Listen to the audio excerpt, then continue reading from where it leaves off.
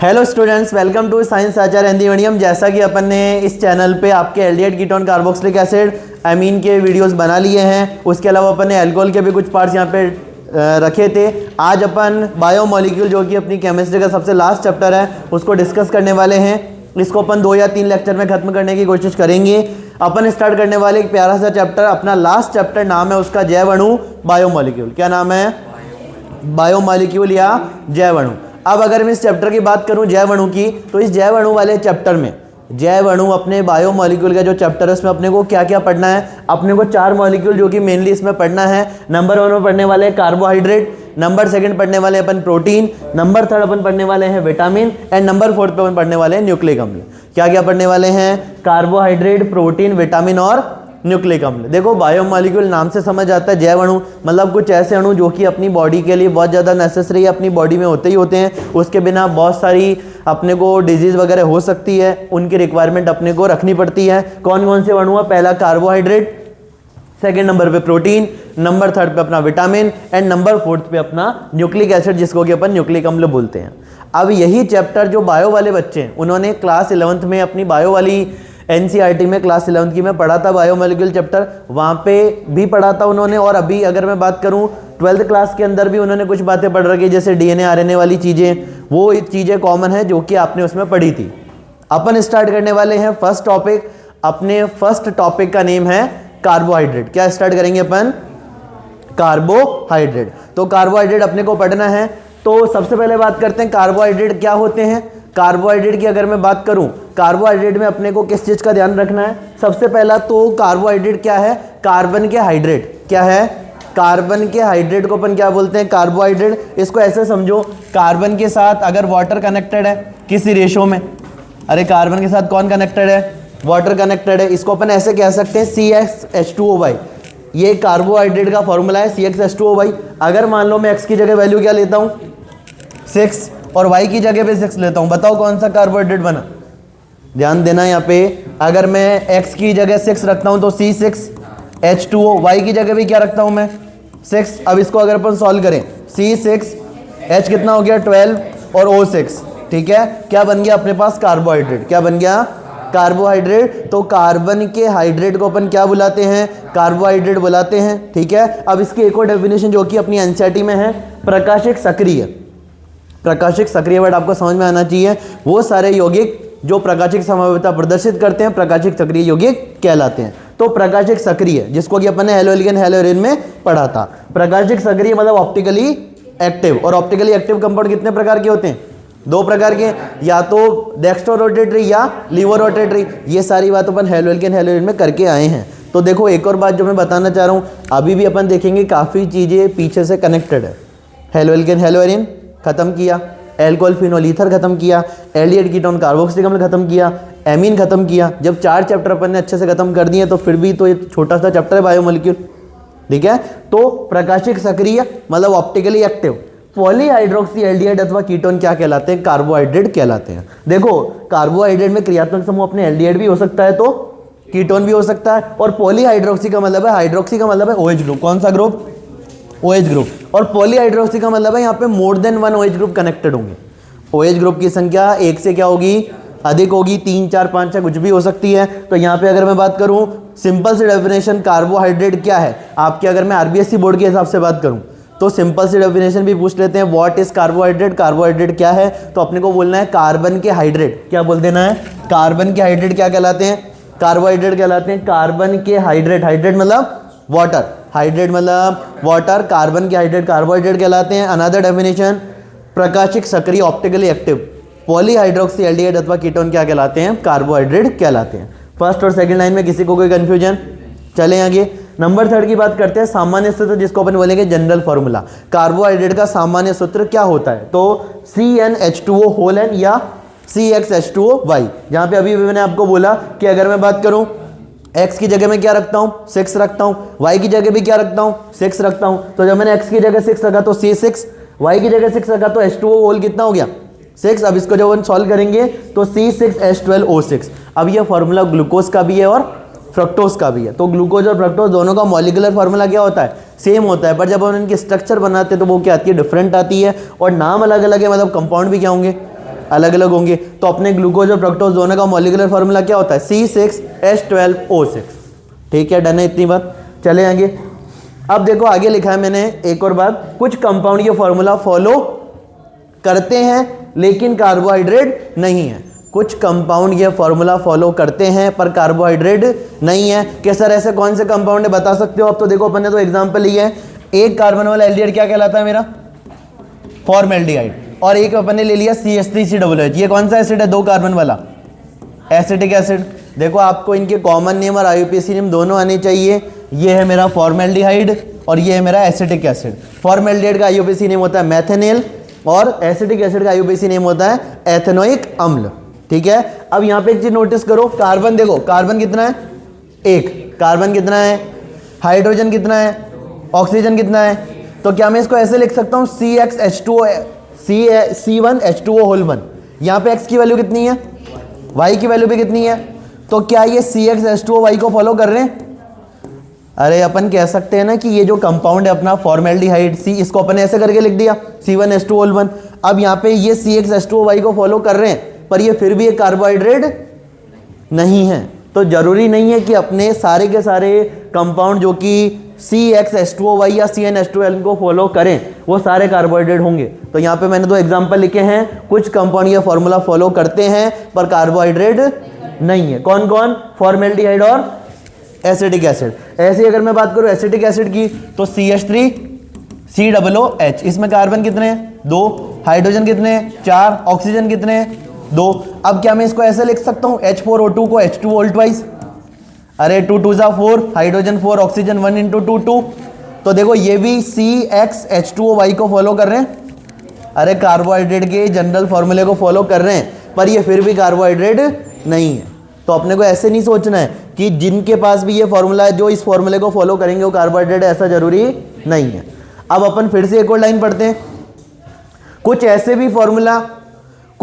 भी कंपाउंड है जो फॉर्मूला फॉलो नहीं करते लेकिन कार्बोहाइड्रेट है। कुछ ऐसे भी कंपाउंड है जो ये फॉर्मूला फॉलो नहीं करते हैं फिर भी वो क्या है? कार्बोहाइड्रेट है। एग्जांपल की बात करें तो C6H12O5, C6H12O5 क्या ये CXH2O को फॉलो करेंगे? अरे ये C6H12O5 क्या CXH2O को फॉलो करेंगे क्या? नहीं करेंगे। अगर इसको फॉलो करते तो यहाँ पे वो 5 की जगह कितने होने चाहिए थे? 6 होने चाहिए थे।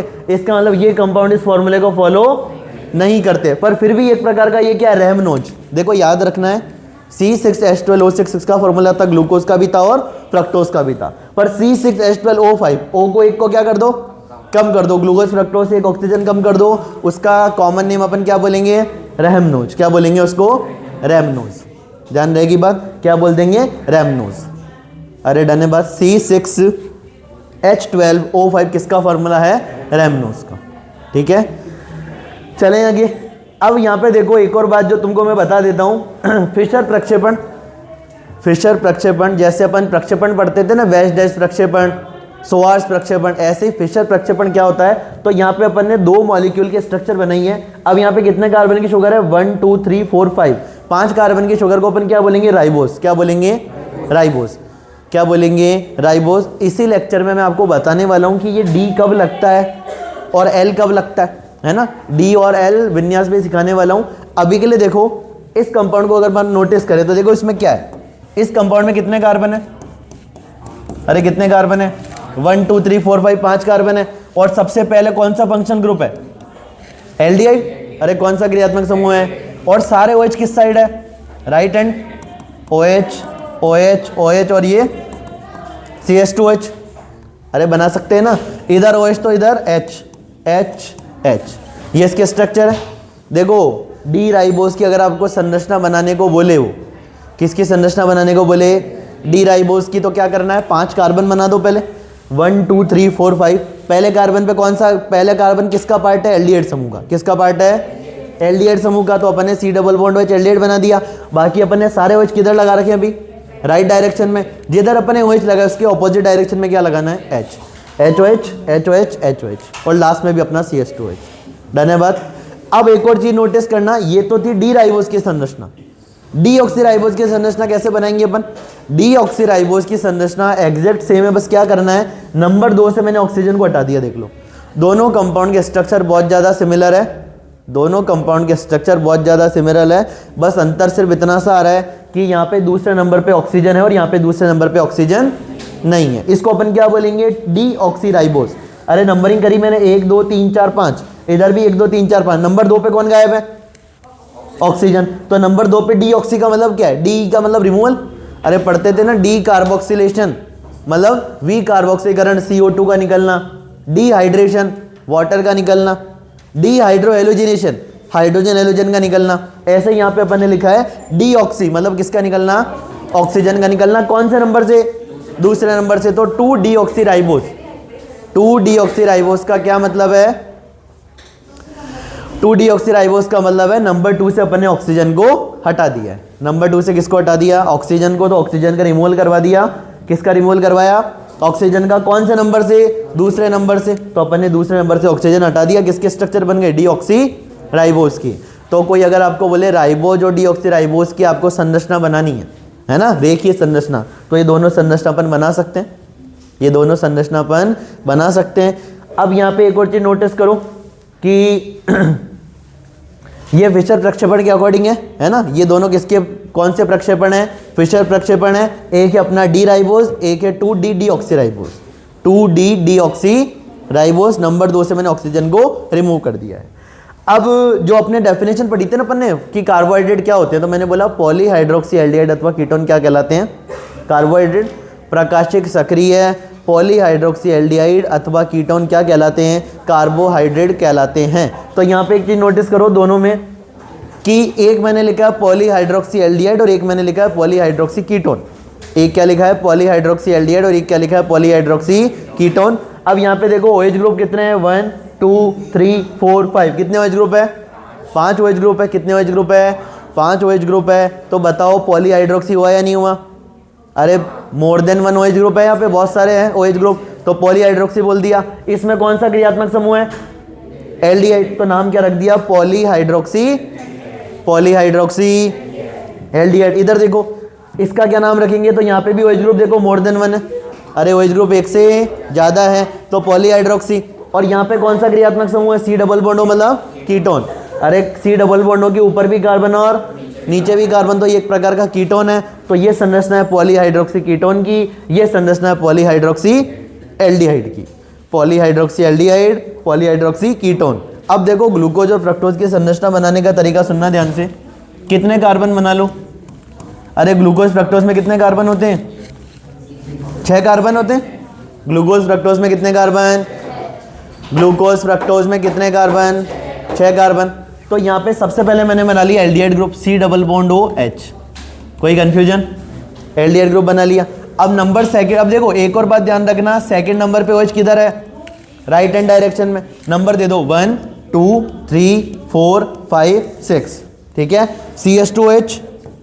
बाकी देखो नंबर 3 पे OH किधर है, लेफ्ट, बाकी सब जगह किधर है, राइट, OH OH। तो इधर क्या लगा देंगे, H। देखो OH तो H, OH तो H, OH तो और OH तो H। तो यहाँ पे अपने पास मोर देन 1 OH ग्रुप है और एक अपना क्या एल्डिहाइड, तो नाम अपन ने बना दिया इसका पॉलीहाइड्रोक्सी एल्डिहाइड के। अब आगे क्या करना सुनना ध्यान से, अगर अपने को इसी से ग्लूकोज से क्या बनाना है, फ्रक्टोज बनाना है। ध्यान से देखो दोनों स्ट्रक्चर को, ग्लूकोज और फ्रक्टोज में अंतर किस चीज का है, CH2OH CH2OH। नंबर 5 पे भी OH group right side, number 4 पे भी OH group right side, number 3 पे OH ग्रुप लेफ्ट साइड, इधर भी लेफ्ट साइड। और क्या किया अपन ने, इस OH को कर दो ऊपर शिफ्ट और अपने जो C डबल बॉन्ड है उसको कहाँ शिफ्ट कर दो, नीचे। अरे देखना दोनों स्ट्रक्चर को क्या किया मैंने, इसको नीचे लेके आ गया तो C डबल बॉन्ड हो, इसको नीचे लेके आ गया C डबल बॉन्ड हो, और ऊपर क्या ले गया मैं, OH को ले जाते हैं चलो कि ये OH ऊपर आ गया। बाकी पूरी कंडीशन सेम है। अरे नंबर 3 पे HOH, नंबर 4 पे OHH, नंबर 5 पे OHH और लास्ट में CH2OH। अब यहाँ पे कार्बन की 4 वैलेंसी पूरी हो रही है, कोई कंफ्यूजन नहीं। यहाँ पे देखो कितने बॉन्ड बना रहा है, 2, तो पीछे कितने हाइड्रोजन बचे, 2। तो ये किसकी संरचना बन गई, फ्रक्टोज की। ये किसकी संरचना है, ग्लूकोज की। ग्लूकोज में कौन सा क्रियात्मक समूह, फ्रक्टोज में कौन सा क्रियात्मक समूह, कीटोन। ध्यान रहेगी बात, वापिस से सुनो, वापिस से सुनना ध्यान से। राइबोज, डीऑक्सीराइबोज, ग्लूकोज और फ्रक्टोज चारों की संरचना अपने को अभी दिमाग में रखनी है। सुनना ध्यान से, मेरा जो राइबोज और डीऑक्सीराइबोज है कितने कार्बन का है? 5 कार्बन। कितने कार्बन की शर्करा? 5 कार्बन की शर्करा है। अब मैं यहाँ पे मेरे पास 5 कार्बन है तो मैंने क्या किया, दोनों में अपने पास एल्डिहाइड ग्रुप है कॉमन, दोनों में क्या है? एल्डिहाइड ग्रुप है। और इन दोनों संरचनाओं में खास बात ये OH किधर लग रखे हैं? राइट डायरेक्शन में। तो जैसे आपने OH जोड़ा उसका ऑपोजिट क्या जोड़ दो? हाइड्रोजन। राइबोज से डीऑक्सीराइबोज बनाना है, क्या करेंगे? नंबर 2 से ऑक्सीजन को हटा दो। नंबर 2 पे यहाँ पे कौन था? इधर से नंबर 2 पे ऑक्सीजन हटा दिया, तो मैंने राइबोज से क्या बना दिया? डीऑक्सीराइबोज। क्या बना दिया मैंने? राइबोज से क्या बना दिया? राइबोज से क्या बनाया मैंने? डीऑक्सीराइबोज। आगे बात करते हैं ग्लूकोज फ्रक्टोज में क्या है। तो देखो ग्लूकोज की संरचना सुनना, सबसे ऊपर होता है एल्डिहाइड समूह, सबसे ऊपर। नंबर 2 पे OH है राइट डायरेक्शन में, H है लेफ्ट डायरेक्शन में। समझ गए ना? राइट लेफ्ट, जब अपन लिखेंगे कॉपी में तब भी वही काम करना है। नंबर 3 पे क्या है? H है अपने राइट डायरेक्शन में, OH अपने लेफ्ट डायरेक्शन में। 4th और 5th नंबर पे OH कहाँ है? वापस से राइट डायरेक्शन में। और नंबर 6 पे तो OH है ही उधर अपने, CH2H। डन है बात इतनी? तो अपन ने 6 कार्बन बना दिए।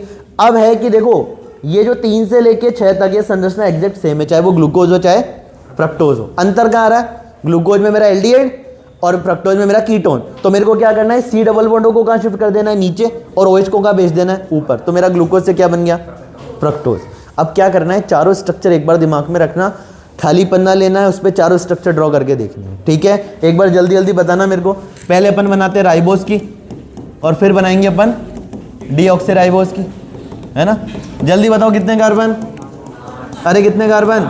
1 2 3 4 5। इधर बात करो तो aldehyde OH OH OH OH, इधर H इधर H इधर H और इधर CH2H।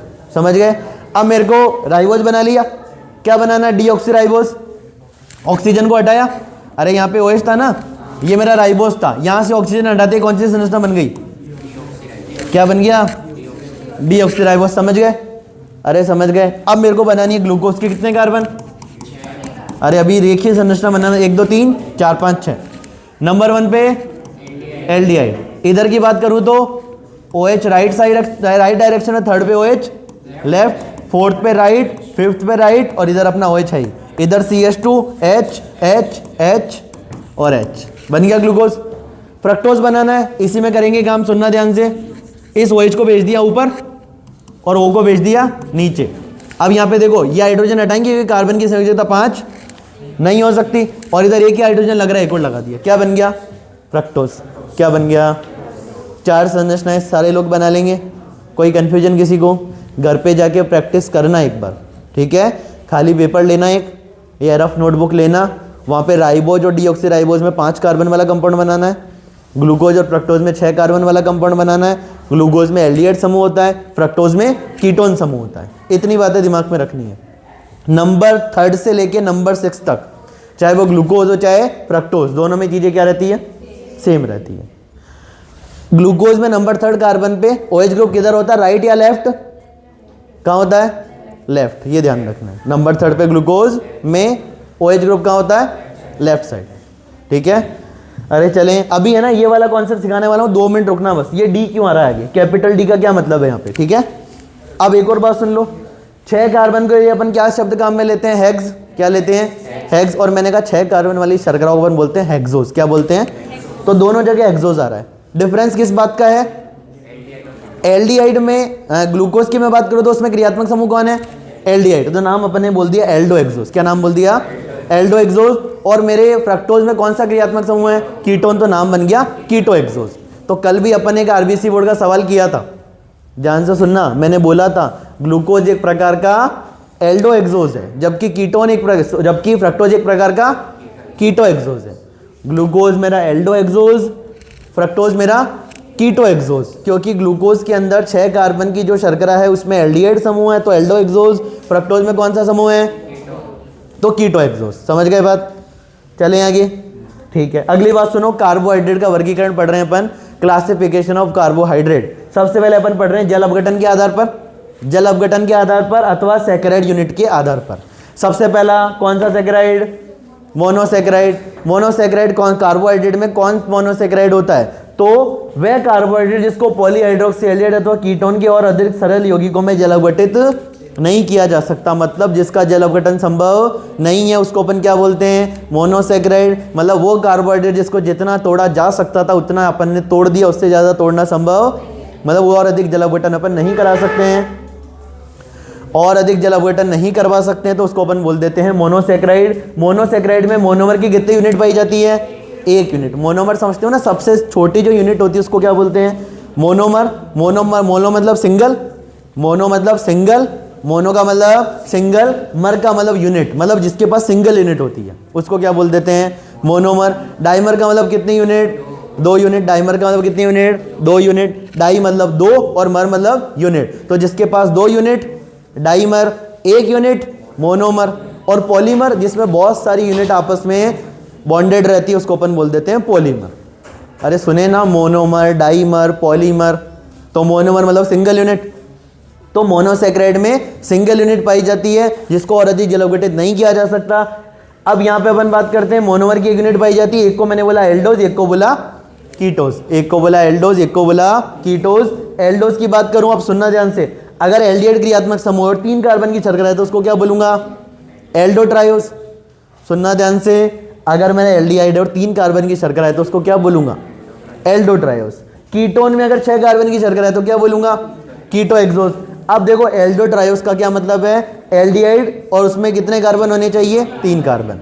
मतलब अपने पास जो कंपाउंड है उसमें एल्डिहाइड भी होना चाहिए और साथ ही साथ मतलब 3 कार्बन भी होने चाहिए। एल्डो एक्सोज की बात करते हैं तो ये कौन है, ग्लूकोज के लिए अपन एल्डो एक्सोज बुलाते हैं, उसमें एल्डिहाइड ग्रुप भी है और 6 कार्बन भी है, एल्डिहाइड विद 6 कार्बन, ठीक है, उसको अपन क्या बोलेंगे, एल्डो एक्सोज। और ग्लूकोज एक प्रकार का एल्डो एक्सोज है।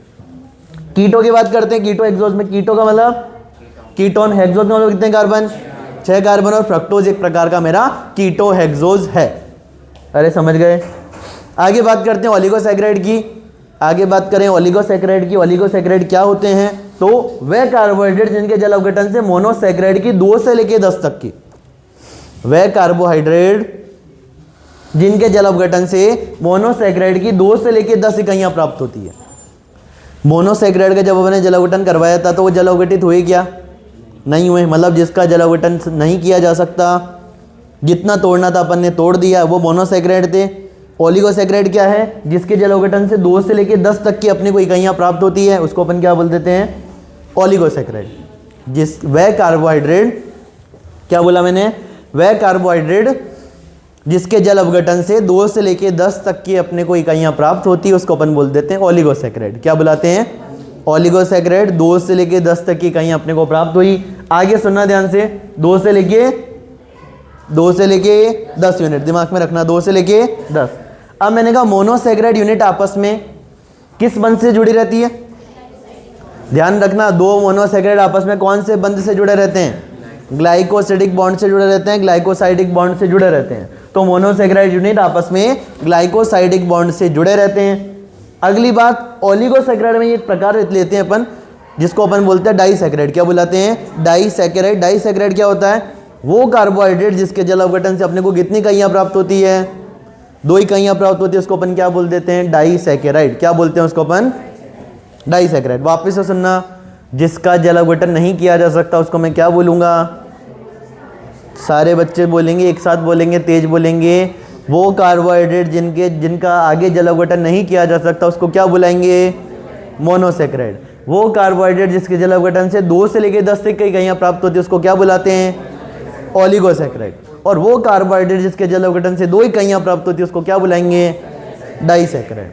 2 इकाइयां डाइसैकेराइड, 2 से लेकर 10 इकाइयां ओलिगोसैकेराइड। जल अपघटन नहीं कर सकते, मोनोसैकेराइड, ठीक है। तो डाइसैकेराइड, इसमें मोनोसैकेराइड की 2 यूनिट होती है। कितनी यूनिट होती है, 2 यूनिट होती है। मोनोसैकेराइड यूनिट आपस में किससे बॉन्डेड रहते हैं, ग्लाइकोसिडिक बॉन्ड से बॉन्डेड रहते हैं। अब बात करते हैं एग्जांपल की कि डाइसैकेराइड के कौन कौन से एग्जांपल है। तो एक अपन ने लिखा लैक्टोज, एक लिखा अपन ने माल्टोज, एक लिखा अपन ने sucrose. Lactose, maltose, sucrose, lactose, maltose और सुक्रोज, लैक्टोज, माल्टोज और सुक्रोज। आगे बात करते हैं, फ्रक्टोज तथा लैक्टोज स्वाद में कैसे होते हैं, मीठे होते हैं। अरे फ्रक्टोज तथा लैक्टोज स्वाद में कैसे होते हैं, अतः इनको अपन क्या कहते हैं, शर्करा कहते हैं। तो जो स्वाद में मीठे होते हैं उनको अपन क्या बोल देते हैं, शर्करा। तो फ्रक्टोज तथा लैक्टोज स्वाद में मीठे होते हैं, अतः उनको क्या बोलते हैं, शर्करा कहते हैं। आगे बात पॉलीसैकेराइड पे आते हैं। मोनोसैकेराइड पढ़ लिया, ओलिगोसैकेराइड पढ़ लिया, डाइसैकेराइड पढ़ लिया। अब हम पढ़ने वाले हैं पॉलीसैकेराइड। पॉलीसैकेराइड क्या है?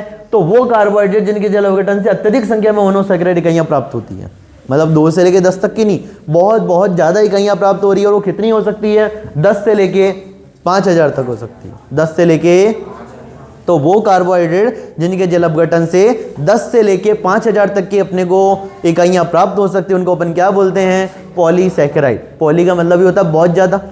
अरे पॉली का मतलब बहुत सारे होते हैं ना, पॉली मतलब बहुत सारे। तो अगर अपने को किसी के जल अपघटन से बहुत सारी इकाइयां प्राप्त हो रही है मोनोसैकेराइड की, तो उसको अपन क्या बुलाएंगे? पॉलीसैकेराइड बुलाएंगे। अब पॉलीसैकेराइड के कुछ फेमस एग्जांपल जो आप लोगों ने सुने होंगे, आपने स्टार्च के बारे में सुना होगा, एक प्रकार का पॉलीसैकेराइड है। क्या है? पॉलीसैकेराइड, जो कि किसके अंदर आता है? कार्बोहाइड्रेट के अंदर आता है। तो आप स्टार्च को कार्बोहाइड्रेट भी बोल सकते हो, पॉलीसैकेराइड भी बोल सकते हो, क्योंकि स्टार्च कार्बोहाइड्रेट के पॉलीसैकेराइड यूनिट से रिलेटेड है। कार्बोहाइड्रेट में प्रकार पड़े ना, मोनो, ओलिगो और पॉली। देखो दिमाग में फ्लो चार्ट बना लो। कार्बोहाइड्रेट के अपन 3 प्रकार पढ़ रहे हैं, मोनोसैकेराइड, ओलिगोसैकेराइड, पॉलीसैकेराइड। और पॉलीसैकेराइड के अंदर कौन है? स्टार्च अपना। कौन है? स्टार्च। तो स्टार्च एक प्रकार का पॉलीसैकेराइड है। आपने सेल्यूलोज के बारे में बहुत सुना होगा बायो वाले बच्चों ने। तो सेल्यूलोज एक प्रकार का क्या है? पॉलीसैकेराइड, जो किसमें आता है? कार्बोहाइड्रेट में आता है। ठीक है। और आगे अपना ग्लाइकोजन। ग्लाइकोजन को अपन एनिमल फैट बोलते हैं। क्या बुलाते हैं? एनिमल फैट को अपन ग्लाइकोजन बोलते हैं, या ग्लाइकोजन को एनिमल फैट बोलते हैं। वो भी एक प्रकार का अपना पॉलीसैकेराइड है।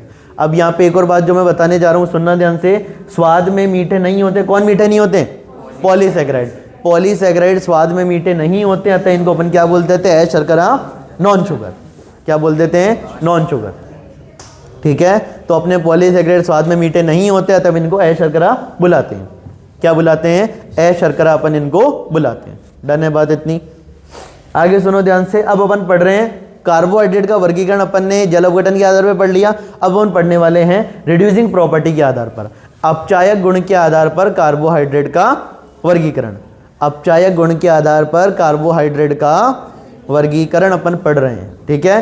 तो अपचायक गुण के आधार पर कितने प्रकार की शर्करा होती है? 2 प्रकार के। देखो परिभाषा सुनना ध्यान से, अंतर भी बता देता हूं, अंतर लिख भी लेना अगर चाहो तो। सुनना ध्यान से। एक होती है अपचायक शर्करा, एक होती है अनअपचायक शर्करा। ठीक है। परिभाषा सुन लेना पहले। एक होती है अपचायक शर्करा, एक होती है अनअपचायक शर्करा। कैसे याद रखनी है? सुनना। वो शर्कराएं जो टॉलिन अभिकर्मक तथा फेलिंग विलयन को अपचयित करती है, अपचायक शर्करा कहलाती है। वो शर्करा जो फेलिंग विलयन तथा टॉलिन अभिकर्मक को अपचयित नहीं करती है, अनअपचायक शर्करा या अनअपचायी शर्करा कहलाती है। ठीक है। फिर से बता देता हूँ, फेलिंग विलयन कितने प्रकार का? 2 प्रकार का, फेलिंग विलयन ए और फेलिंग विलयन बी। फेलिंग विलयन ए का नाम था कॉपर सल्फेट का जलीय विलयन। फेलिंग विलयन बी का नाम था सोडियम पोटेशियम टार्ट्रेट, जिसको कि अपन बोलते थे रोशेल लवण। क्या बुलाते थे? रोशेल लवण। आगे मैं बात करूं फिर से, तो मेरा टॉलिन अभिकर्मक क्या था? Ammoniacal silver nitrate, NH4OH with AgNO3, NH4OH plus AgNO3। और वहां पे अपन पढ़ते थे टॉलिन अभिकर्मक का एक और नाम था सिल्वर मिरर टेस्ट, जिसमें अपन देखते थे कि सिल्वर जो +1 से किसमें चल जाता था? सिल्वर 0 में अपना क्या कर लेता था? वो अपचयन कर लेता। ठीक है।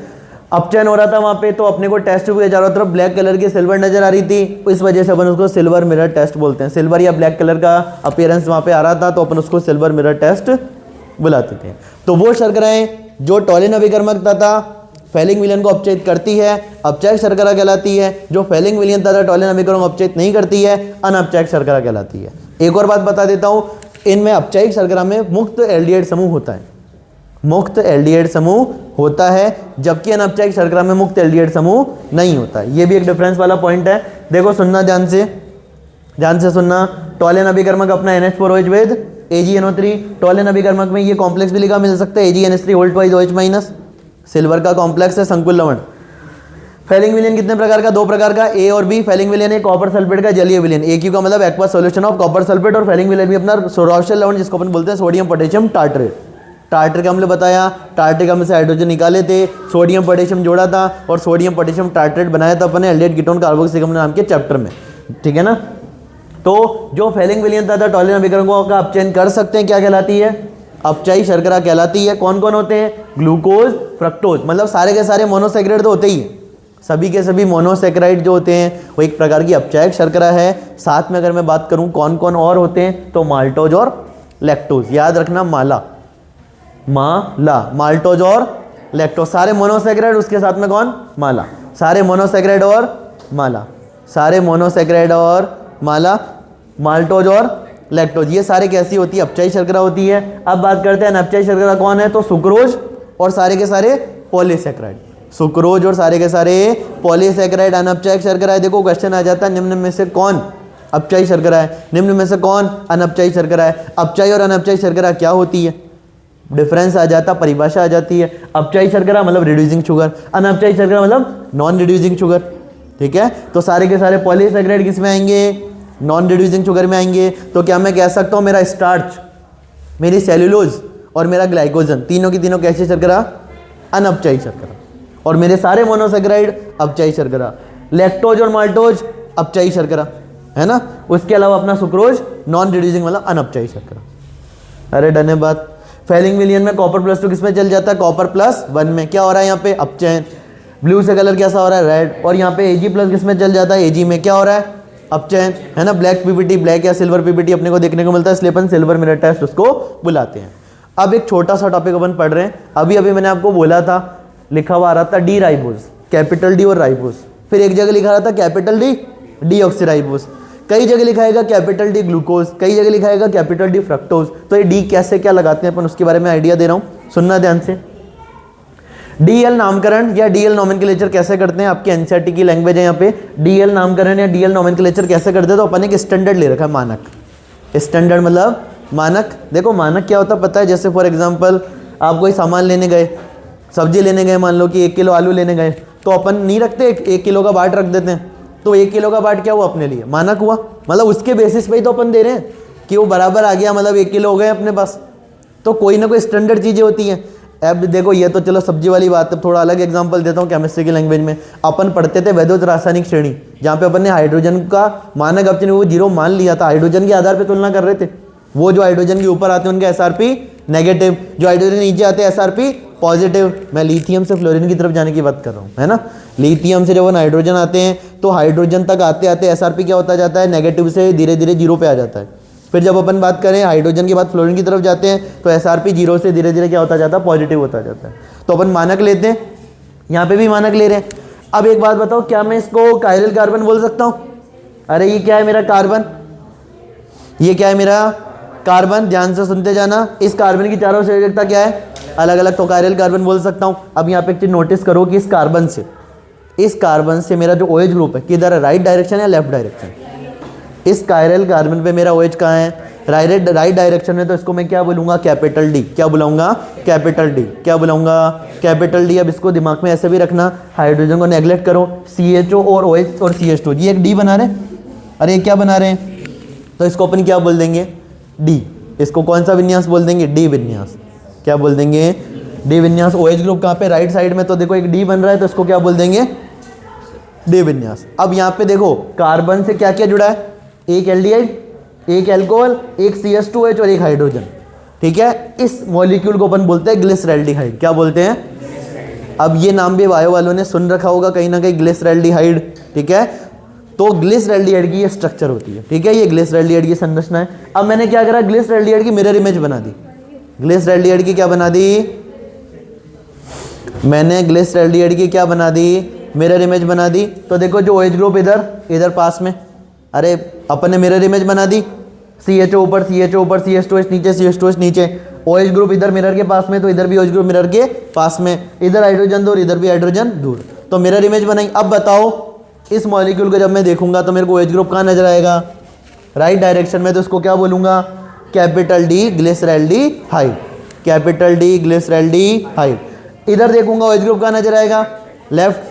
अरे आप भी जब ऐसे पढ़ोगे तो इधर आपको OH ग्रुप राइट डायरेक्शन में नजर आ रहा है, इधर OH ग्रुप लेफ्ट डायरेक्शन में नजर आ रहा है, तो इसको मैं कैपिटल डी बोलूंगा, इसको कैपिटल एल बोलूंगा। ये मेरा कैपिटल डी, ये मेरा कैपिटल एल, इसको बोलेंगे डी ग्लिसरैल्डिहाइड, इसको बोलेंगे एल ग्लिसरैल्डिहाइड।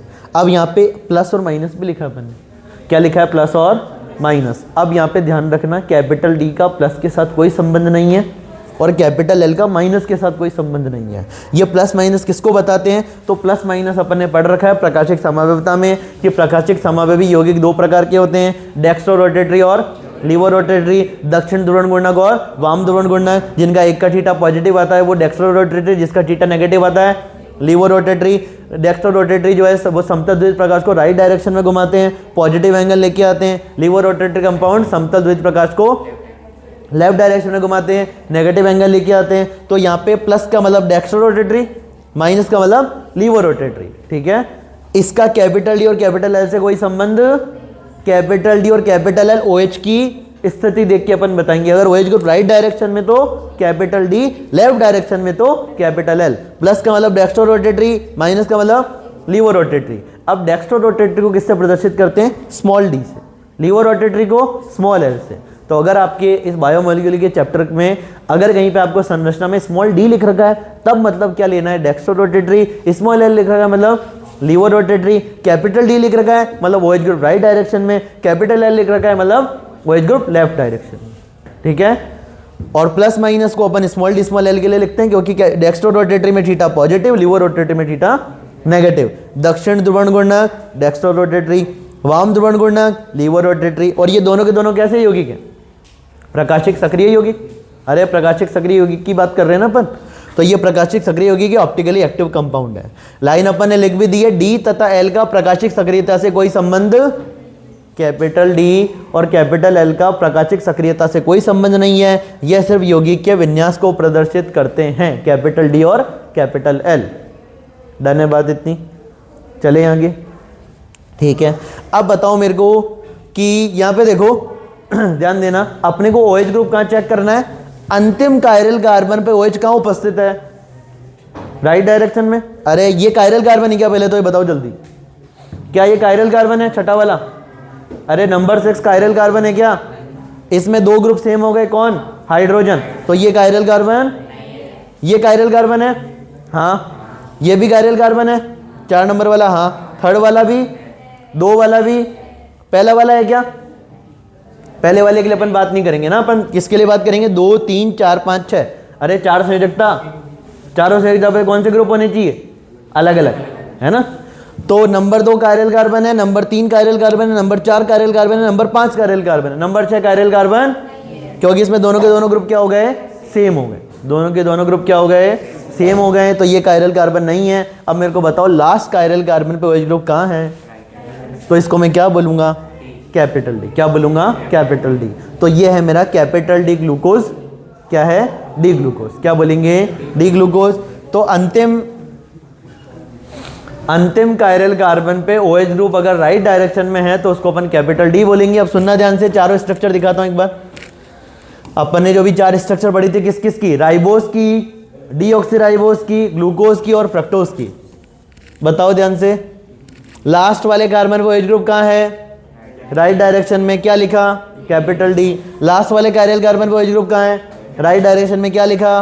Capital D. इधर भी देखो लास्ट वाले कायरल कार्बन पे OH ग्रुप। अब ये कायरल कार्बन है क्या? यहाँ पे तो 2 ग्रुप सेम हो गए ना, कौन? हाइड्रोजन। तो ये मेरा कायरल कार्बन है। OH ग्रुप कहाँ है? राइट हैंड साइड में, राइट डायरेक्शन में। तो क्या बोलेंगे? Capital D ribose. और यहाँ पे भी OH ग्रुप कहाँ है? राइट डायरेक्शन में, तो इसको बोलेंगे कैपिटल डी डीऑक्सीराइबोज। अब लॉजिक डन है, बात समझ आ गई।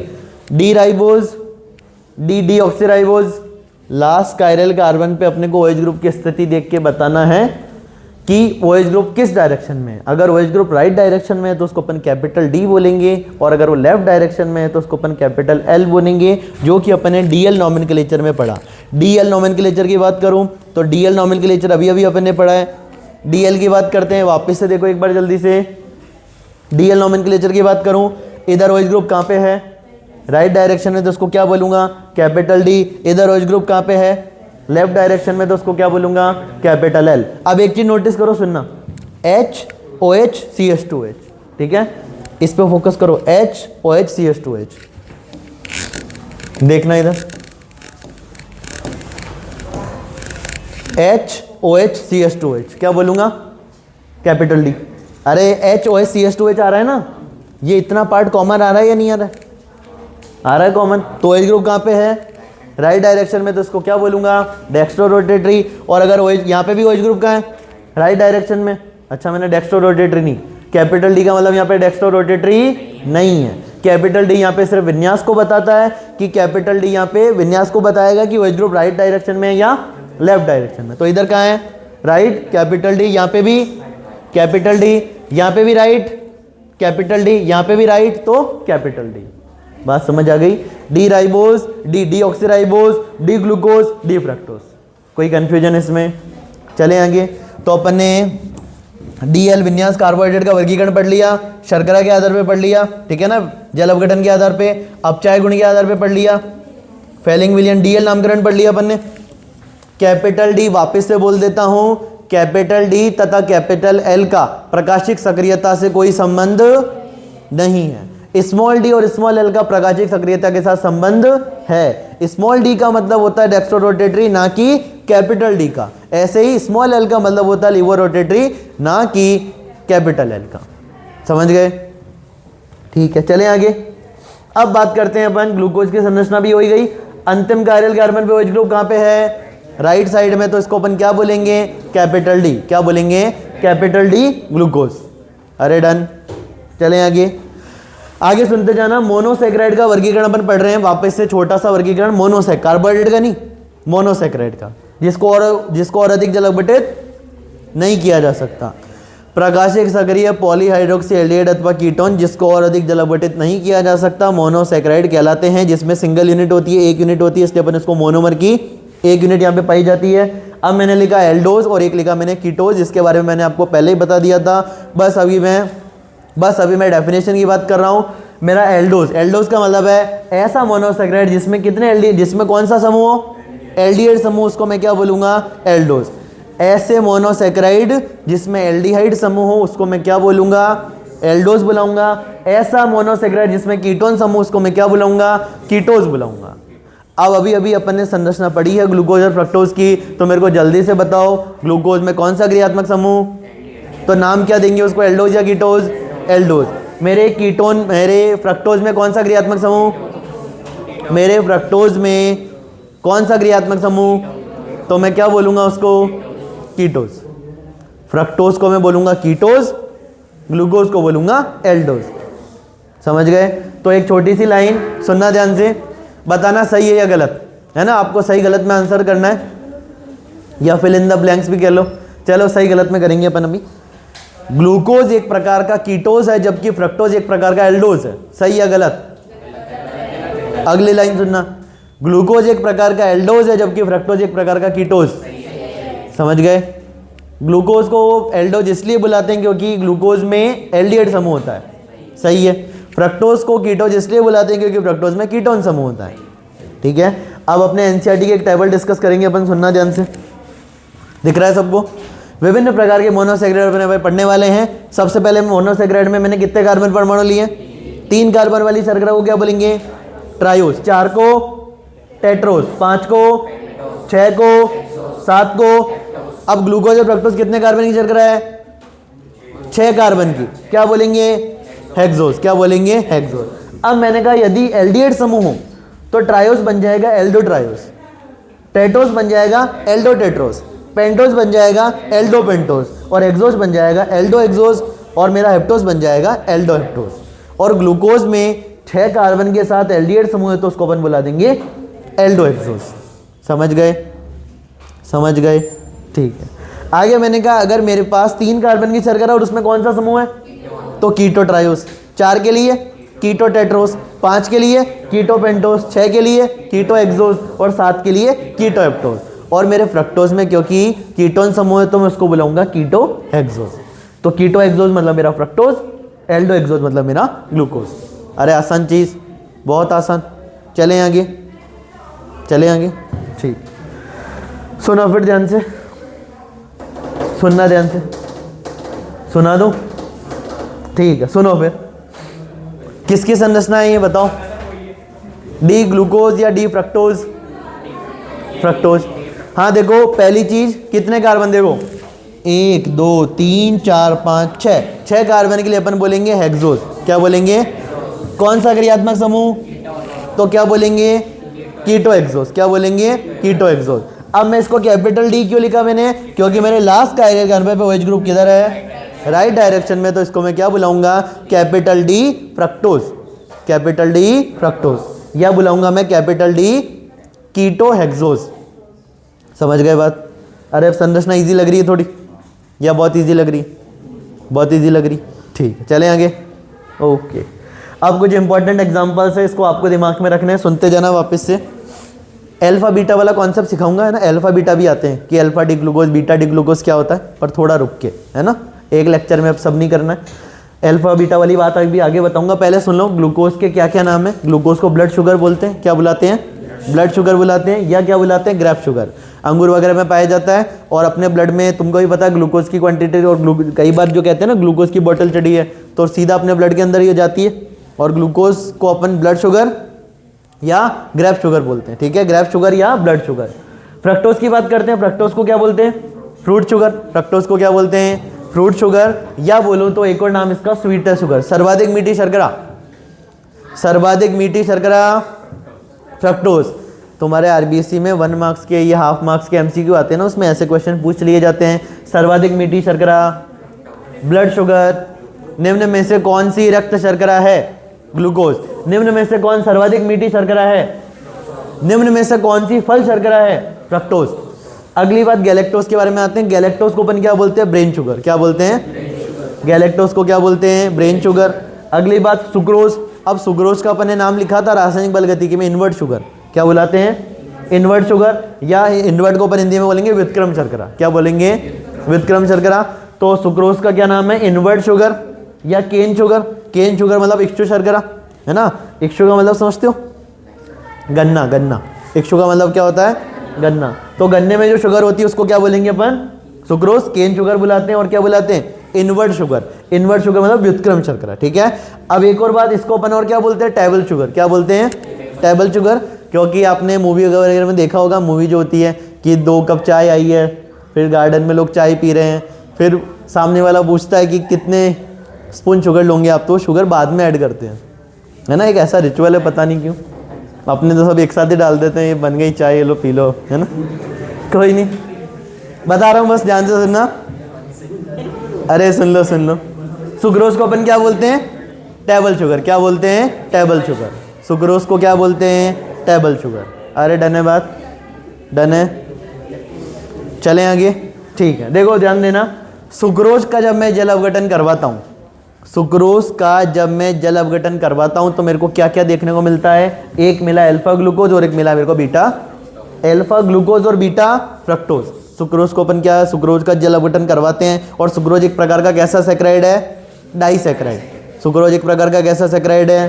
कितने यूनिट देगा? 2, एक अल्फा ग्लूकोज और एक बीटा फ्रक्टोज। अब बात करते हैं, देखो अल्फा ग्लूकोज और बीटा फ्रक्टोज का जब अपन रिजल्टेंट देखते हैं ना, तो ये वामावर्ती घूर्णन आता है। वामावर्ती मतलब लीवर रोटेटरी, मतलब स्मॉल एल, मतलब ये समतल द्वित प्रकाश को कहाँ घुमा देता है? लेफ्ट डायरेक्शन में घुमा देता है। मतलब थीटा क्या आएगा? नेगेटिव। और जो सुक्रोज है उसका थीटा कैसा आता है? पॉजिटिव। तो ये एक दूसरे के क्या हुए? व्युत्क्रम हुए। अरे व्युत्क्रम हुए ना उल्टे, तो इसको अपन दक्षिणावर्ती बोलेंगे। इसका रोटेशन क्या है? अपन ने प्रकाशिक समावयवता पढ़ी थी, जहाँ पे अपन ने ध्रुवणमापी प्रयोग पोलरिमीटर एक्सपेरिमेंट पढ़ा था, वहाँ पे अपन ने डिटेल में, जहाँ पे मैंने आपको बताया था प्रकाशिक समावयवता क्या होती है, अपन कैसे चेक करते हैं, याद है? अरे सैंपल सेल में अपन भरते थे ग्लूकोज को और सबको, फिर चेक करते थे कि ये समतल द्वित प्रकाश किधर घूम रहा है, राइट डायरेक्शन में, लेफ्ट डायरेक्शन में। राइट डायरेक्शन में घूम रहा है तो डेक्स्ट्रो रोटेटरी, लेफ्ट डायरेक्शन में घूम रहा है levo rotatory. Theta positive dextro rotatory, theta negative levo rotatory. घड़ी की दिशा में घूम रहा है डेक्स्ट्रो रोटेटरी, घड़ी की उल्टी दिशा में घूम रहा है लीवो रोटेटरी।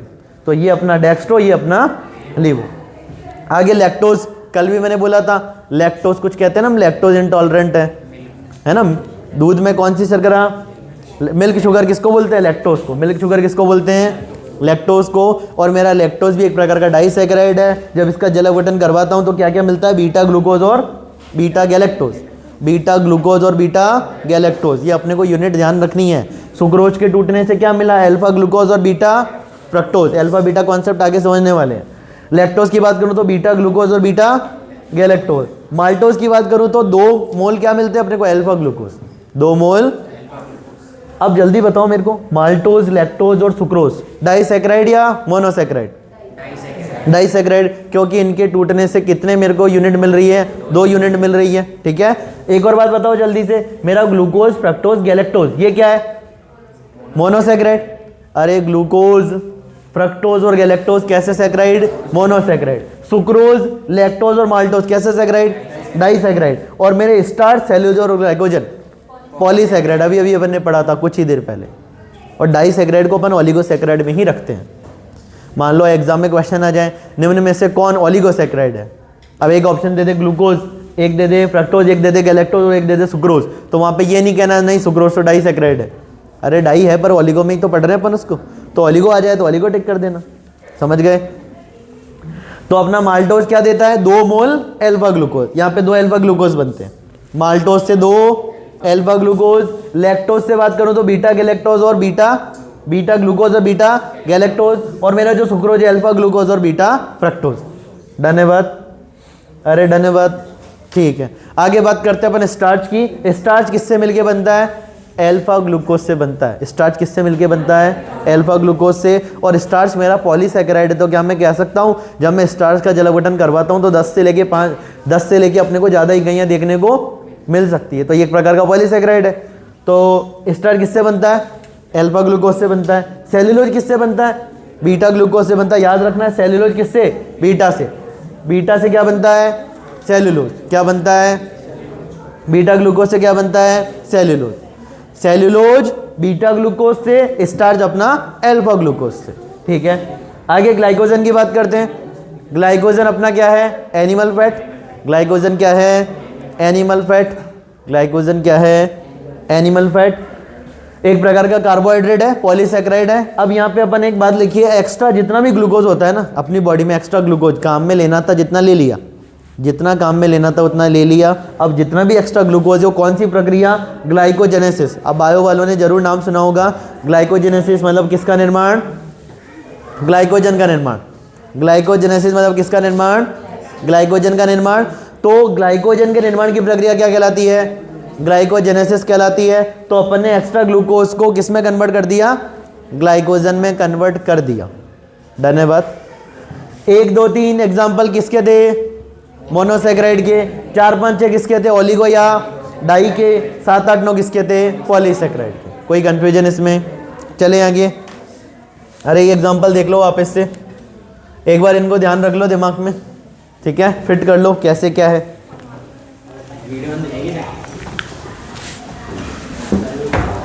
हाँ आगे देखो, आगे देखो, आगे देखो। आगे फिर से अपन आ चुके हैं ग्लूकोज की संरचना पे। ग्लूकोज के बारे में देखो आइडिया दे देता हूँ। CHO अपना एल्डिहाइड। सेकंड पे बात करें तो OH ग्रुप राइट डायरेक्शन में, थर्ड पे बात करें तो OH लेफ्ट डायरेक्शन में, फोर्थ पे OH राइट डायरेक्शन में, फिफ्थ पे OH राइट डायरेक्शन में, और सबसे लास्ट में अपना CH2OH। ठीक है, ग्लूकोज की संरचना दिमाग में रखनी है अपने को। अब मैं आगे बात करूं कि अपने ग्लूकोज की, तो ग्लूकोज में कितने कायरल कार्बन? 1 2 3 और 4। सेकेंड वाला कायरल कार्बन है, थर्ड वाला, फोर्थ वाला और फिफ्थ वाला। अब यहाँ पे एक और बात जो बतानी है तुम लोगों को, सुनो ध्यान से। अपने पास कितने कायरल कार्बन है? 4 कायरल कार्बन। अब मेरे को यहाँ पे अगर समावयवियों की संख्या ज्ञात करनी हो तो एक छोटा सा फॉर्मूला है 2 की घात n, और यहाँ पे n क्या है? Number of chiral centre. कितने कायरल सेंटर है? 4। कितने कायरल सेंटर? 4। तो 2 की घात क्या लगा दूंगा? 2 की पावर मैंने 4 लगे तो आंसर क्या आया? 16। तो ग्लूकोज के कितने समावयवी संभव है? 16 समावयवी संभव है। ठीक है, अब अपन यहाँ पे 16 समावयवियों की बात नहीं कर रहे हैं, अपन बात कर रहे हैं ग्लूकोज के एपीमर की। एक नया टर्म आया तुम्हारे सामने, एपीमर क्या होता है ना? ध्यान से सुनना, थोड़ी सी यहाँ से बात इंपॉर्टेंट है। एपीमर क्या होता है सुनते जाना, नए नए वर्ड्स आएंगे यहाँ पे तुम्हारे सामने। ठीक है, बायो वालों ने पढ़ रखा है, पर हो सकता है कई ऐसी चीज़ें हो जो बायो में आपने नहीं पढ़ी हो। ठीक है, कोशिश करूँगा आपके बेसिक स्ट्रॉन्ग करके अच्छे एडवांस लेवल के कॉन्सेप्ट यहाँ पे बनाने की। ध्यान से सुनना, एपीमर क्या होता है? मुख्य क्रियात्मक समूह के अलावा अन्य कार्बन पर विन्यास चेंज करना। मुख्य क्रियात्मक समूह के अलावा, यहाँ पे मुख्य क्रियात्मक समूह कौन है? एल्डिहाइड। तो एल्डिहाइड के अलावा अपन ने क्या करा? अन्य कार्बन का विन्यास क्या कर दिया? चेंज। विन्यास चेंज करने का मतलब है OH किधर है? राइट, इधर OH लेफ्ट, इधर OH राइट, वापस से OH राइट। क्या किया सुनना, C2 मैंने दूसरे नंबर वाले कार्बन पे, C2 का मतलब दूसरे नंबर वाले कार्बन पे HOH की डायरेक्शन पलट दी। HOH की डायरेक्शन, इधर OH कहाँ था? इधर OH कहाँ है? लेफ्ट डायरेक्शन में। तो इसको अपन बोलेंगे ये ग्लूकोज का C2 एपीमर है। ये ग्लूकोज का क्या है? C2 epimer. ये ग्लूकोज का क्या है, C2 एपिमर, क्योंकि अपन ने ग्लूकोज में दूसरे नंबर वाले कार्बन में HOH का विन्यास क्या कर दिया, चेंज कर दिया। OH इधर किधर था, राइट, इधर कहाँ है, लेफ्ट। इसको अपन क्या बोलते हैं, मैनोज। क्या बोलते हैं, मैनोज। क्या बोलेंगे, मैनोज। ग्लूकोज का C2 एपिमर क्या कहलाता है, सवाल आता है, ग्लूकोज का C2 एपिमर क्या कहलाता है, मैनोज। क्या कहलाता है, मैनोज। यहाँ पे फिर से बातें सुनना ध्यान से। एपिमर क्या है, मुख्य क्रियात्मक समूह के अलावा अन्य कार्बन का विन्यास चेंज करना क्या कहलाता है, एपिमर कहलाता है। अभी मैंने किस कार्बन के साथ छेड़छाड़ की, दूसरे कार्बन के साथ में, दूसरे कार्बन पे HOH का विन्यास पलट दिया मैंने, तो मेरा क्या बन गया, मैनोज बन गया। इसको अपन C2 एपिमर बोलेंगे। क्या बोलेंगे, C2 एपिमर। धन्यवाद। अब मैंने चौथे कार्बन के साथ छेड़छाड़ की, देखो दूसरा वाला एज इट इज, तीसरा वाला भी एज इट इज, चौथे वाले को मैंने पलट दिया, तो इसको क्या बोलेंगे अपन, C4 एपिमर। और ग्लूकोज का C4 एपिमर क्या कहलाता है, गैलेक्टोज। ग्लूकोज का C4 एपिमर क्या कहलाता है, और C2 एपिमर क्या कहलाता है, mannose. C2 epimer mannose, C4 epimer galactose. ध्यान रहेगी बात। अपन ने किस किस की संरचना पढ़ी, राइबोस की पढ़ी, डीऑक्सीराइबोस की पढ़ी, ग्लूकोज की पढ़ी, फ्रक्टोज की पढ़ी, मैनोज की पढ़ी और गैलेक्टोज की पढ़ी। और इन सबकी संरचना अगर आपको बेसिक अगर राइबोज आता है तो आप उससे डीऑक्सीराइबोस बहुत आसानी से बना सकते हो। नंबर 2 से बस ऑक्सीजन हटाना है। ग्लूकोज आता है, फ्रक्टोज बना सकते हो। C डबल बॉन्ड ग्रुप को ऊपर की जगह कहाँ शिफ्ट करना है, नीचे शिफ्ट करना है, बाकी पूरी पोजीशन सेम है। ग्लूकोज में बस ध्यान रखना है एल्डिहाइड समूह, नंबर 2 पे OH राइट डायरेक्शन में, नंबर 3 पे OH, नंबर 4 पे OH लेफ्ट डायरेक्शन, नंबर 4 पे लेफ्ट राइट। अरे ग्लूकोज में सबसे पहले अपना एल्डिहाइड के बाद नंबर 2 पे OH राइट डायरेक्शन में, नंबर 3 पे लेफ्ट, नंबर 4 पे, नंबर 5 पे राइट, और नंबर 6 पे अपने को CH2H लिखना है। ठीक है, अरे डन है बात, चलें आगे। ठीक है, सुनना ध्यान से। अब यहाँ पे अपन कुछ रिएक्शन डिस्कस करें, जल्दी जल्दी सुनते जाना ध्यान से। एक बार ये वाला पार्ट देखो जल्दी से, दोनों एक स्ट्रक्चर देख लो एक बार।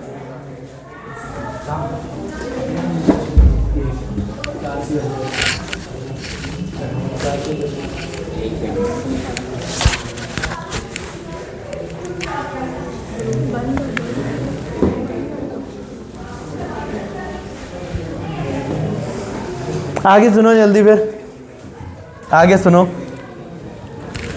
ध्यान से सुनते जाना। ग्लूकोज की अभिक्रियाओं के बारे में अपन बातचीत कर रहे हैं यहाँ पे, ग्लूकोज की अभिक्रियाएं। ठीक है, ग्लूकोज की अभिक्रियाओं के बारे में अगर अपन बात करें,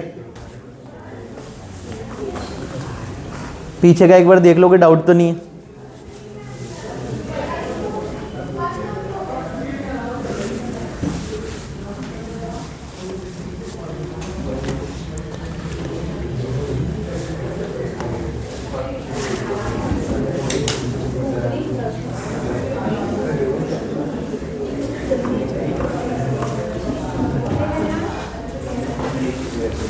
हाँ, ग्लूकोज को बनाने की विधियां अपन डिस्कस करें, सुनते जाना। सबसे पहले ग्लूकोज को किससे बनाने हैं, ग्लूकोज को किससे बना रहे हैं, सुक्रोज से। सारे बच्चे इधर देखेंगे, सबसे पहले अपन ग्लूकोज को किससे बना रहे हैं, सुक्रोज से। सुक्रोज का अगर मैं बात करूं, अभी अपन नाम पढ़ा था, क्या बोलते हैं सुक्रोज को, इक्ष्यु शर्करा। क्या बुलाते हैं, इक्ष्यु शर्करा। सुक्रोज के फॉर्मूले की बात करूं, C12H22O11। क्या बोलते हैं, C12H22O11। क्या करवा रहे हैं, H3O+ का मतलब अम्लीय जल अपघटन। कौन सा जल अपघटन, अम्लीय जल अपघटन। जब अपन अम्ल की उपस्थिति में जल अपघटन करवाएंगे तो H+ के साथ H2 लिखेंगे, जिसको अपन H3O+ बोलते हैं। तो जब मैंने इसका अम्लीय जल अपघटन करवाया तो क्या क्या मिला मेरे को, एक बना ग्लूकोज, एक बना फ्रक्टोज। तो ग्लूकोज को बनाने की अभिक्रियाएं पढ़ रहे हैं, या ग्लूकोज को अपन कैसे कैसे बना सकते हैं। सबसे पहले मैंने बनाया इक्ष्यु शर्करा के जल अपघटन से, मतलब सुक्रोज के जल अपघटन से। नंबर 2 पे बात करता हूँ स्टार्च से। नंबर 2 पे स्टार्च से। स्टार्च एक प्रकार का मेरा कौन सा सैकराइड, मोनोडाई या पॉलीसैकराइड। स्टार्च हो गया, ग्लाइकोजन हो गया, सेलुलोज हो गया, मेरे पास पॉलीसैकराइड के उदाहरण थे। तो स्टार्च से जब हमने ग्लूकोज बनाया तो ध्यान देना, जब अपन स्टार्च से ग्लूकोज बनाते हैं, जब अपन स्टार्च से ग्लूकोज बनाते हैं तो यहाँ पे अपन ने स्टार्च का फॉर्मूला लिखा। मैंने बोला स्टार्च एक प्रकार का कैसा सैकराइड है, पॉलीसैकेराइड है तो देखो C6H10O5 की n यूनिट का मतलब है यहाँ पे अपने पास बहुत सारी यूनिट है, किसकी? C6H10O5 की। और अगर बहुत सारी यूनिट आपस में कनेक्टेड है तो उसको अपन क्या बोलेंगे? पॉलीसैकेराइड। और स्टार्च एक प्रकार का पॉलीसैकेराइड है। C6H10O5 होल इनका अपन ने करवाया जल अपघटन, तो अपने को क्या देखने को मिले? N मोनो ग्लूकोज, मतलब अपने को बहुत सारे यहाँ पे मोनोसैकेराइड देखने को मिले। तो मेरे स्टार्च के जल अपघटन से भी क्या बनता है? ग्लूकोज बनता है। तो अपन ने यहाँ पे ध्यान देना, 2 का जल अपघटन करवाया, एक अपन ने सुक्रोज का जल अपघटन करवाया, एक अपन ने स्टार्च का जल अपघटन करवाया। और दोनों के जल अपघटन से अपने को क्या देखने को मिला? ग्लूकोज। क्या देखने को मिला? ग्लूकोज। अब अपन पढ़ने वाले हैं ग्लूकोज की रेखीय संरचना। अभी अपन ने रेखीय संरचना बनाई थी, वापस से देख लो। ये रेखीय संरचना ग्लूकोज की क्या थी? सबसे पहले अपना एल्डिहाइड समूह, कितने कार्बन होते हैं ग्लूकोज में? अरे कितने carbon? 1 2 3 4 5 6।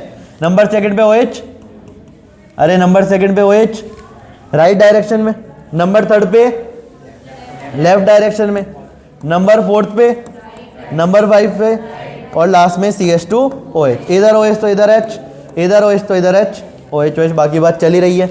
1 2 3 4 5 6। Last chiral carbon OH कहाँ है? राइट डायरेक्शन में, तो उसको क्या बोलेंगे? D glucose. क्या बोलेंगे?